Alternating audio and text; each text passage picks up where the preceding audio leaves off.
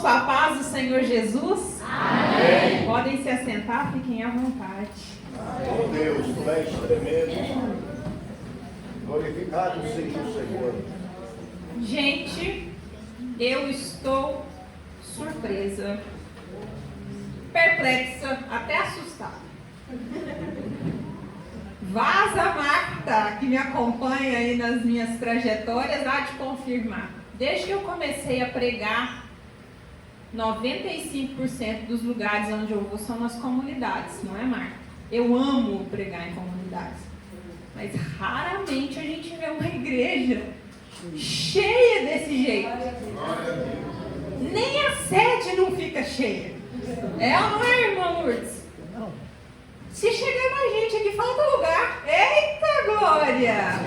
Eu fico imaginando se tivesse aqui um trono à frente, Jesus sentado assistindo isso aqui. Que alegria, hein? Porque culto é homenagem. A gente muitas vezes vem para receber, e todas as vezes que a gente busca no Senhor, a gente recebe. Mas a função de um culto não é receber, é vir para entregar. Entregar a nossa melhor adoração. O nosso melhor culto é falar: Senhor, mesmo eu não sendo merecedor de nada, Aleluia. mesmo, Senhor, eu sendo pecador, até aqui a tua mão tem me sustentado, até aqui a tua mão tem me deixado de pé, e é por isso que eu vim agradecer. Essa é a função de um culto. Merecedores não somos, mas a graça dele tem nos alcançado. Então fico muito feliz em ver essa cena aqui e também pela oportunidade cedida pelo pastor. Vou acreditar que foi porque ele me acha jovem. O dia que ele me fez o convite, tinha um grupo de jovens lá na porta e falou: irmã Fabiola, vem cá. Fala, pastor, vai ter um culto de jovens lá no Rio do Peixe. A irmã não tem disponibilidade de pregar. Eu falei assim: deve ser porque eu sou jovem também, né? Deixa eu achar que sim. Mas é uma alegria muito grande, é a primeira vez que eu estou aqui na igreja com vocês. Fiquei muito feliz de ver essa cena aqui e que essa igreja permaneça nessa comunhão.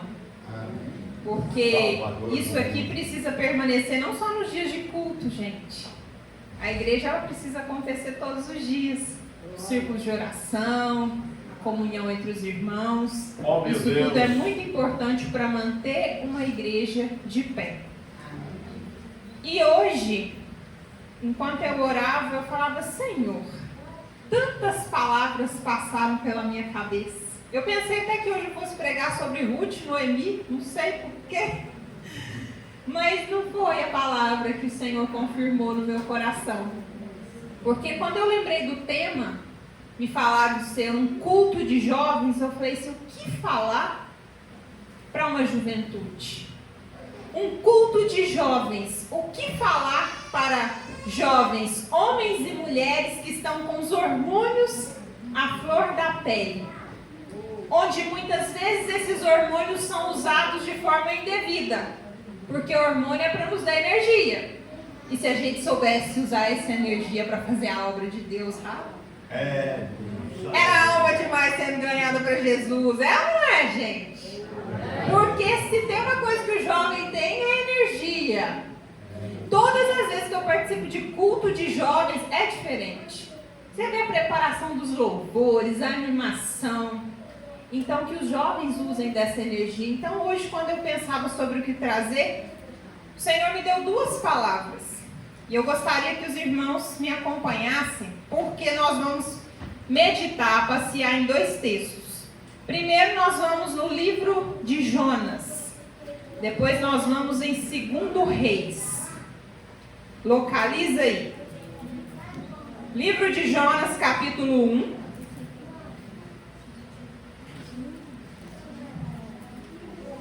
Oh, meu Deus, aleluia. Livro de Jonas, no capítulo 1. E depois nós vamos lá em 2 Reis, no capítulo de número 5. Jonas 1, 2 Reis, capítulo 5. Todos encontraram? Amém. E assim diz a palavra. Veio a palavra do Senhor a Jonas, filho de Amitai, dizendo: Dispõe-te, vai à grande cidade de Nínive e clama contra ela, porque a sua malícia subiu até mim. Jonas se dispôs, mas para fugir da presença do Senhor, para Tarsis. E tendo descido a Jope, achou um navio que ia para Tarsis, pagou, pois, a sua passagem e embarcou nele, para ir com ele para Tarsis, para longe da presença do Senhor. Agora nós vamos lá em 2 Reis.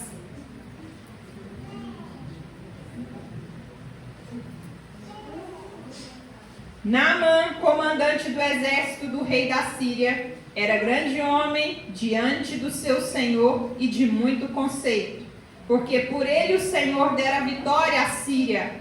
Era ele herói de guerra, porém leproso. Saíram tropas da Síria e da terra de Israel.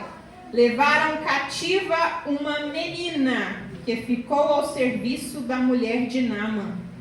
Disse ela à sua senhora: tomara o meu senhor estivesse diante do profeta que está em Samaria, ele o restauraria da sua lepra. Então foi Naamã e disse ao seu senhor: assim e assim falou a jovem que é da terra de Israel. Amém?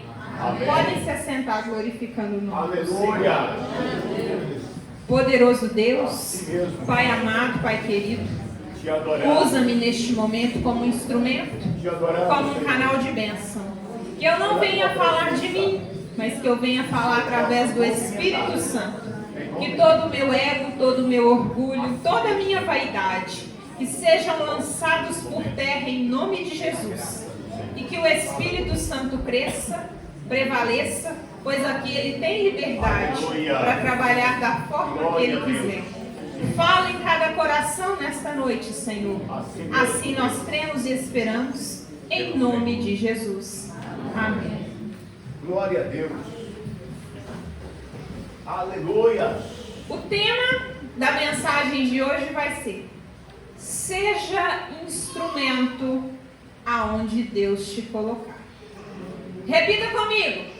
Seja instrumento aonde Deus te colocar. Aleluia. Nós temos aqui duas mensagens completamente diferentes, contextos diferentes. Primeira mensagem que foi lida nesta noite vem falar de Jonas. A palavra do Senhor veio a Jonas, filho de Amitai, para que Jonas se dirigisse até onde, igreja? Nínive. O que Jonas deveria fazer em Nínive? Pregar para aquele povo sobre o arrependimento. Arrependam-se, convertam-se, porque a misericórdia de Deus recaiu sobre vocês. Só que Jonas, pela sua rebeldia, pela sua teimosia, ele não achou justo. Jonas julgou com seus próprios olhos aquilo que ele deveria fazer. A palavra do Senhor chega para o jovem Jonas e fala para ele: vai até lá, aquele povo está malicioso, aquele povo está pecador, aquele povo está na fornicação, na prostituição, mas mesmo eles não sendo merecedores de nada, vai até lá, porque a minha misericórdia recaiu sobre este povo. Mas Jonas tinha o que com ele? Algo que os jovens têm muito, que é a rebeldia, teimosia. Estou falando alguma asneira aqui? Oh Deus, aleluia. Você fala uma coisa para o jovem, se ele tiver na cabeça que aquilo não é o certo, e bate pé, e teima, e não faz. Tem que quebrar a cara muito primeiro. Pode ter escutado do pastor, pode ter escutado do pai, pode ter escutado da mãe. Mas primeiro tem que quebrar a cabeça. E foi o que aconteceu com Jonas. Foi algum profeta que falou com Jonas? Foi o próprio Deus.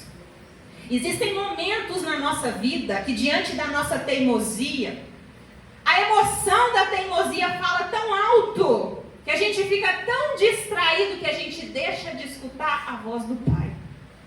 É muita gente questionando, fala assim, parece que Deus fala com todo mundo, Fábio, e menos comigo. Não, não é que Deus não está falando contigo. É porque você tem dado tanto ouvido para as suas emoções, para a sua ansiedade, para o seu medo, para a sua teimosia, para a sua rebeldia, que a voz do Espírito Santo fica distante. Faça esse questionamento com você nos próximos dias. O que tem ecoado mais alto nos seus ouvidos? É a voz de Deus? Ou é a voz do mundo? Jovens, nesta noite, esta palavra vem bater no coração de vocês. Cuidado. O inimigo, ele estuda cada um de vocês. Porque vocês são a voz do mundo. Vocês estão cheios de energia.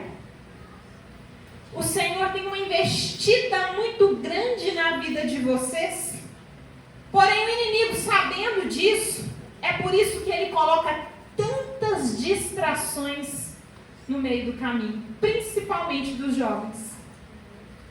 Pega hoje um iPhone 16, coloca na mão de uma pessoa de 50 anos de idade. Eu não vou nem falar de 50, pode ser da minha mesmo.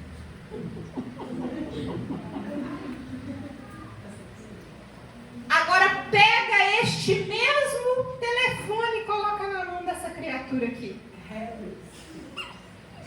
Você ri? Você já está vendo essa situação acontecer em algum lugar, né? O cérebro é totalmente diferente. Conexões que eles aprendem a ligar o telefone assim, ó, só de ver. A pessoa mais velha, ela já não tem mais tantas sinapses e conexões. Você pode explicar para ela 1000 vezes, não aprende. E o jovem olha e fala assim, pelo amor de Deus. E aí chega a mãe e fala assim, se fosse para os dar uvas, ia com boa vontade. É? Mãe, mas eu já te ensinei um monte de vezes, ensina mais uma. E eles, muitas vezes, ninguém nem ensinou. Só de ver, eles aprendem. Só que, por que o jovem, mesmo com tamanha sagacidade, esperteza, por que ele não ganha o mundo? Porque ele é rebelde. Ele é teimoso. Se ele soubesse usar dessa esperteza a favor dele, tudo mudaria. Porque o jovem, ele tem essa dificuldade no ouvir. Ele é impaciente. A psicologia, a ciência explica um pouco disso. O jovem, ele tem uma produção hormonal diferente do adulto. Embora ele tenha muita energia, mas ele é muito impaciente. Você já viu quando você está conversando com um adolescente em casa, parece que ele nem está olhando para você? Você olha assim para ele está fazendo outra coisa, porque é como se ele tivesse desligado. Porque a impaciência dele é ativada. E aqui eu fico imaginando Jonas nessa situação. A palavra do Senhor chega a ele e ele começa a debater, inclusive com o seu próprio orgulho. Porque o Senhor, mesmo vendo toda aquela transgressão dos ninivitas, todo o pecado daquele povo, o Senhor tem misericórdia. Aleluia. Só que naquela época, o Senhor, quando ia falar, ele revelava diretamente para as pessoas. Precisava dos profetas. Então ele queria usar Jonas. Ele fala, Jonas, vai até lá. Abra a tua boca. Eu quero que você seja o porta-voz deste povo. Mas ele fala, não vou não. E é onde ele vai a Jope. Embarca no navio para Tarsis, para fugir da presença do Senhor. E aí eu pergunto para vocês nesta noite: quantos, assim como Jonas, estão fugindo da presença do Senhor? Quantos estão aqui dentro da igreja, não por vontade própria, mas talvez porque veio arrastado pela mãe, pelo pai, mas se fosse para escutar, estaria em casa, fazendo qualquer outra coisa? É Jonas, na teimosia, na rebeldia.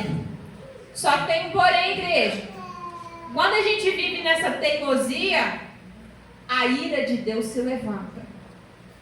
E há muitas pessoas que não entendem isso, que acham que quando as turbulências, quando as tempestades aparecem, é o inimigo que está furioso. É um levante do inimigo. Muitas vezes não é levante de inimigo, não, é o próprio Deus. E eu costumo dizer que é melhor você andar debaixo da ira de Satanás do que de Deus. Porque se for Satanás irado contigo, a quem você pode recorrer? Ao Pai. Se Satanás se levanta contra a sua vida, dobra seu joelho, jejua, busca na presença do Senhor, sua vida muda. Agora, se for a ira de Deus que se levanta contra a sua vida, a quem você vai clamar? E é exatamente o que está acontecendo com Jonas. É a ira de Deus que se levanta contra ele, por causa da sua rebeldia, da sua teimosia. E quando ele fica nessa teimosia, diz que uma fúria muito grande se levanta sobre o mar, dentro daquele navio que ele está. Sobra até para quem está lá dentro, quem não tem nada a ver com a história. É a hora que a gente tem que tomar bastante cuidado com as pessoas que andam com a gente. Porque às vezes, se a ira do Senhor se levanta sobre algumas pessoas que estão ao nosso lado, o negócio fede até pra gente. E foi a hora que os marinheiros, sem saber o que fazer, começam a jogar coisas para fora do navio. É a hora em que nós não temos sabedoria e discernimento suficiente, que nós não oramos, não pedimos instrução do Espírito Santo, que nós colocamos para fora coisas da nossa vida que não era para colocar, porque o conserto é de outro lado. O problema da fúria, daquele vendaval, não era a carga do navio, as cargas do navio. O problema era Jonas. Enquanto eles não jogaram Jonas para fora, nada mudou. E nesta noite a palavra já está falando com algumas pessoas aqui, né? Está na hora de jogar algumas coisas para fora do navio também. Quando se aceita Jesus como o único e suficiente Salvador, algumas cargas têm que ficar para trás.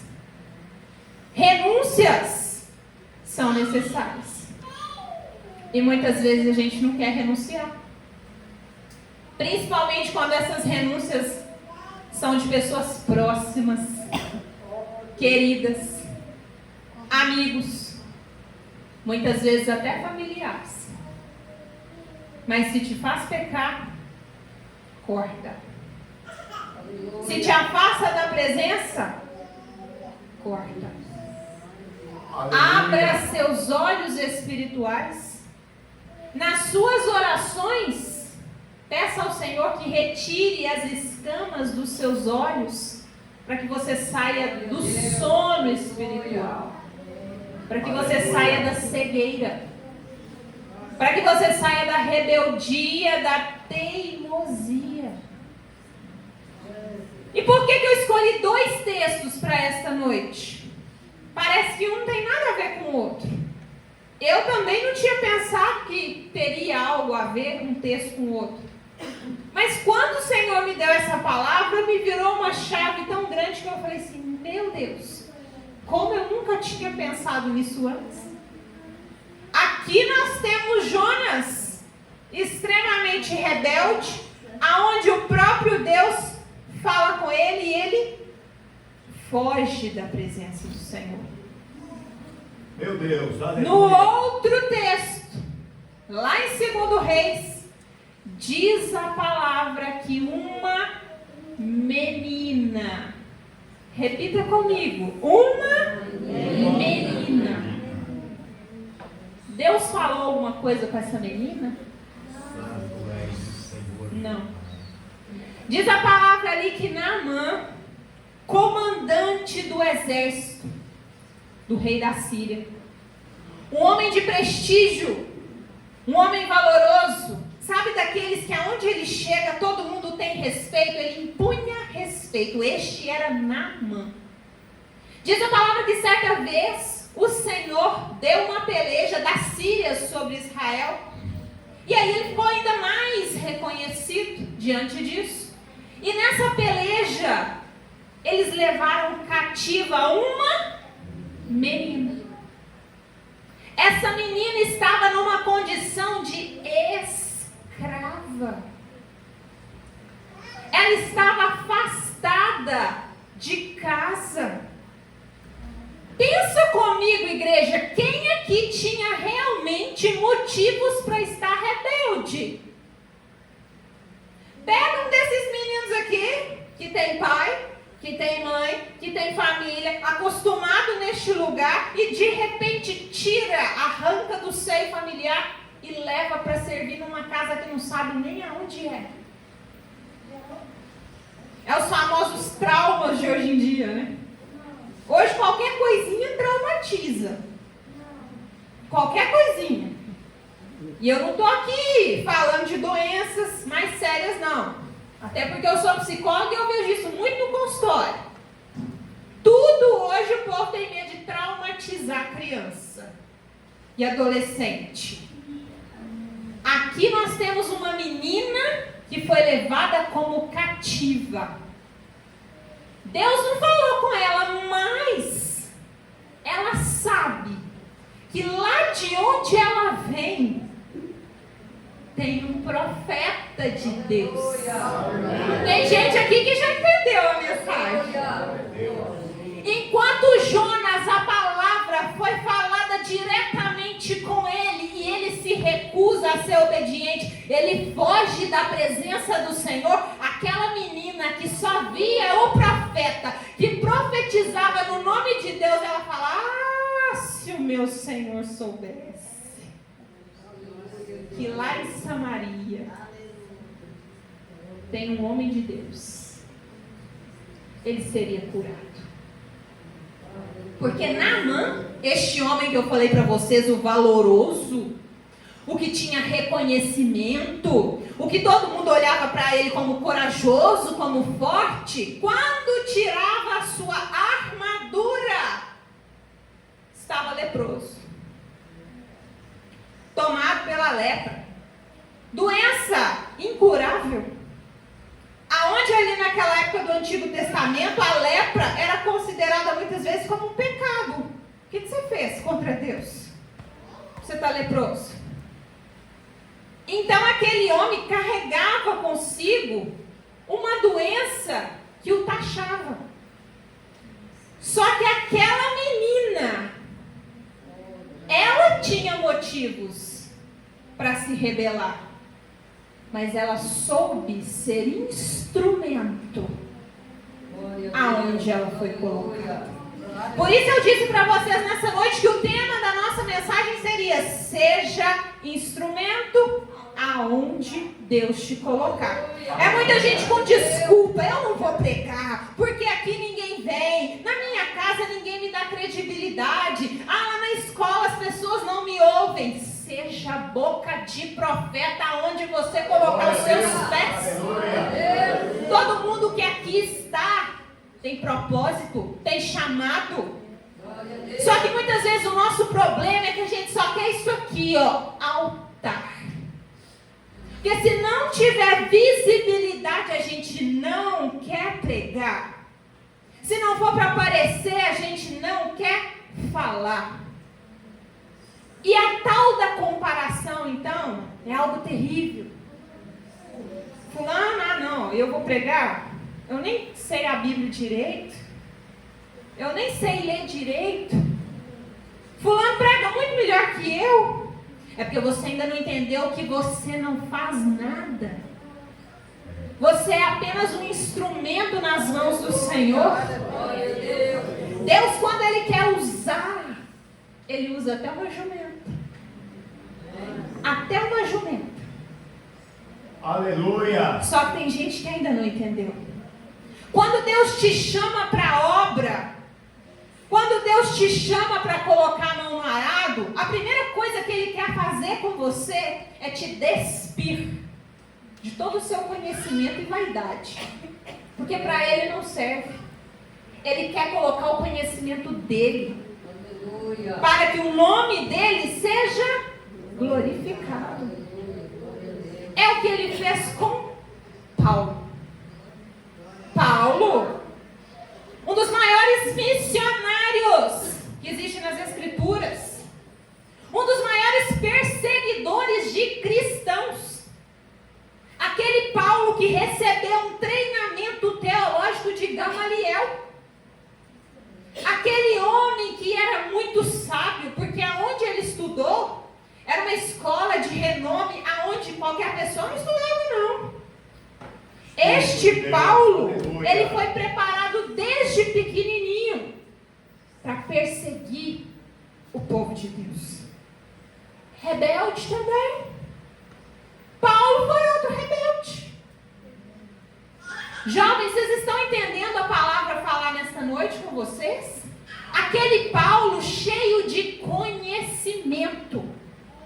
Ele recebeu uma carta para ele poder matar, se preciso fosse, os cristãos. E saiu nessa trajetória de perseguição até que o próprio Jesus Aleluia. se coloca diante dele. Você pode ser rebelde, você pode espernear. Tem mãe aqui que fala assim, mas meu filho não aceita. Meu filho eu tento trazer para a igreja. Lá em casa eu sou a chata, eu sou isso, eu sou aquilo. Continuo orando pela vida desse filho, porque quando Deus quer fazer, Ele encontra o seu filho no meio do caminho e fala, deixa que essa obra é comigo. Porque não é você, mãe, não é você, pai, não é o pastor que convence, quem convence é o Espírito Santo. Enquanto a gente não entende isso, a gente sofre pelos nossos. A gente sofre por filho, sofre por sobrinho, sofre por marido. Ah, mas o meu marido ainda não aceitou. Eu estou buscando, eu estou orando. Continua, porque quando Deus quer fazer, Ele encontra essa pessoa no meio do caminho e fala igual Ele fez com Paulo. Paulo, por que me persegues? Por que me persegues? Somente na hora que Paulo encontra com Jesus é que ele converte. Glória a Deus. Muitos dos nossos também só irão se converter no momento em que encontrarem com Jesus. Mas não para de orar não. Não para de buscar. Porque Paulo, eu costumo dizer, isso é uma conjectura que eu faço da mensagem. Uma ideia minha. Diz a palavra que quando ele encontra com Jesus, o que acontece com Paulo? Ele fica o que, igreja? Cego. Por 3 dias. Cego. Alguns vão dizer que essa cegueira é porque ninguém pode ver Deus. Isso é uma ideia minha. Eu não acho que seja isso. Paulo não era muito sábio, conhecedor das Escrituras, perseguidor de cristãos? No momento em que ele encontra Jesus e ele fica cego, diz a palavra que ele precisa começar a andar sobre o quê? A direção daqueles que o guiavam. É como se Jesus falasse para ele: Paulo, até aqui você andou com seus olhos. Daqui para frente sou eu que te dou visão. Paulo, até aqui você foi guiado com a sua teimosia, com a sua rebeldia, com o conhecimento que você achou que tinha, mas agora que você se encontrou comigo, sou eu que vou implantar o conhecimento, sou eu que você as palavras, sou eu que vou te mostrar o que fazer, aonde pisar, como agir. E é o que nós precisamos aprender, igreja. A sermos guiados pelo Espírito Santo. Quando deixamos as emoções falar mais alto, a gente não consegue ver a direção certa. E quando eu disse sobre essa menina que foi servir na casa de Naamã, lembra de Naamã, leproso? Através do profeta Eliseu, Naamã foi curado. Ele mergulhou no rio, não foi? 7 vezes, a cura se deu. Mas tudo começou com uma menina. Tudo começou com uma jovem. Jovens, vocês estão entendendo essa mensagem? Vocês têm uma missão. Aleluia. Às vezes, vocês não dão valor para a pequenez de vocês. Ah, porque eu não tenho oportunidade. Ah, porque eu não sei cantar. Ah, porque eu não sei pregar. Lembra dessa menina. Ela não abriu escritura para ninguém. Ela só contou uma história. Ela só falou do que ela viu. Glória a Deus. Ah, se o meu Senhor soubesse, se o meu Senhor conhecesse o profeta que tem lá em Samaria. Ela só está dando testemunho. Que nos faz lembrar também da mulher samaritana, você se lembra? A pecadora. A indigna, assentada no poço, quando ela realmente reconhece que ela está diante de Jesus, ela sai gritando e ela traz uma multidão. Os discípulos de Jesus, aqueles que andavam com Jesus, foram comprar pão, voltar com a sacolinha de pão. A mulher samaritana foi somente com a palavra que ela ouviu de Jesus, que lhe prometeu a água viva.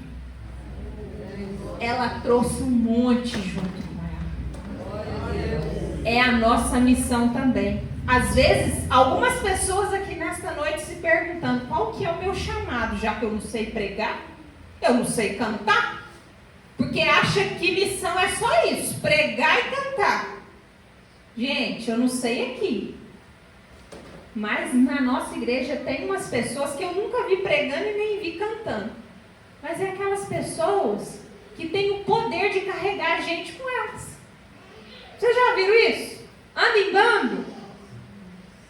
Ué, você primeira vez que você está aqui? Você veio com quem? Eu vim com a irmã, ela me chamou. Poder de convencimento. Às vezes quem prega e quem canta não tem isso. Mas tem uma pessoa que às vezes chega a gente na casa dela, tá vindo pro culto, chega as visitas, ela fala: olha, vai todo mundo comigo para a igreja. Ah, mas eu não sou crente, não, mas vai ser. Vamos todo mundo para a igreja.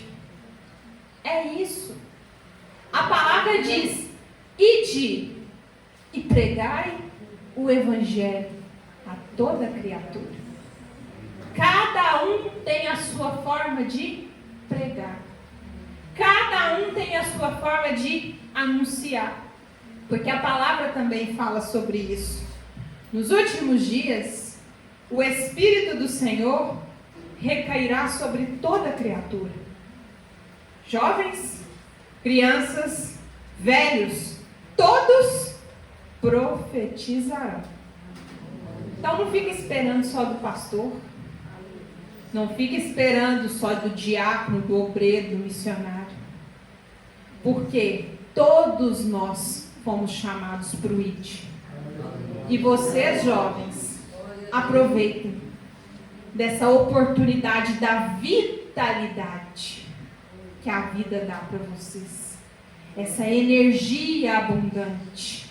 Hoje, com essa ascensão das redes sociais, todos nós estamos ali nas redes sociais, só que a gente não sabe usar.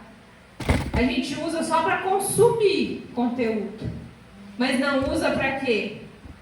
Para evangelizar, para pregar, para falar. Então eu deixo aqui nesta noite esta reflexão para os irmãos, que o Espírito Santo possa falar melhor no coração de cada um de vocês. Sejam instrumentos aonde quer que o Senhor te coloque. Não tenha medo disso. Eu quero orar junto com a igreja. Se coloca de pé. Glória a Deus. Louvado seja o nome do Coloca a sua mão no coração. Poderoso Deus, Pai amado, Pai querido, nós queremos te agradecer nesta noite, Senhor, por esta oportunidade. Que esta palavra continue falando conosco, Senhor, ao longo desta noite. Abra os olhos espirituais do teu povo, Senhor. Leva o teu povo ao arrependimento e à conversão. Usa esses jovens desta igreja como instrumento nas tuas mãos, Senhor Jesus. Que o teu povo venha a ser boca de profeta, Senhor Jesus. Continua falando conosco nesta noite. Vai na nossa família, visita os nossos, Senhor Jesus. Vai nos leitos de hospitais. Vai nas penitenciárias, Senhor. Tem misericórdia do teu povo. Nós bem sabemos que não somos merecedores, mas até aqui a tua graça tem nos alcançado. Derrama sobre nós a tua misericórdia, Pai. Assim nós cremos em nome de Jesus. Amém. E eu agradeço a minha oportunidade. Amém. Glória a Deus.